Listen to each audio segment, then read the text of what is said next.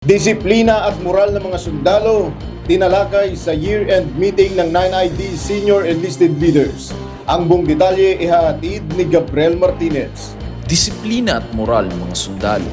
Yan ang isa sa tinalakay ng mga partisipante sa idinaos na Senior Enlisted Leaders Year-End Consultative Meeting 2024 ng 9ID kung saan dinaluhan ito ng 43 face-to-face at 33 via BTC ng mga Sergeant Majors, First Sergeants at Chief NCOs nitong ika-4 ng Disyembre. Layunin ng taunang aktibidad na ito na talakayin ang mga issue ng tropa sa field at headquarters, magbahagi ng best practices at maghanap ng solusyon sa mga hamon na nakakaapekto sa performance ng mga units. Naipabatid din ang mga bagong polisiya upang gabayan ang mga lider sa pagpapataas ng moral at pagpapanatili ng disiplina ng mga kasundaluhan.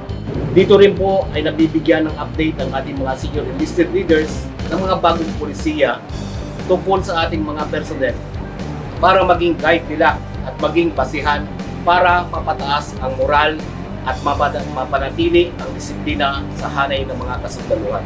Ang pagpupulong na ito ay naging daan upang mapalawak ang kakayahan ng mga senior enlisted leaders sa pagbibigay ng tamang suporta sa kanilang mga subordinates at sa pagsunod sa mga direktiba ng kanilang mga commander, lalo na sa mga misyong pangkapayapaan.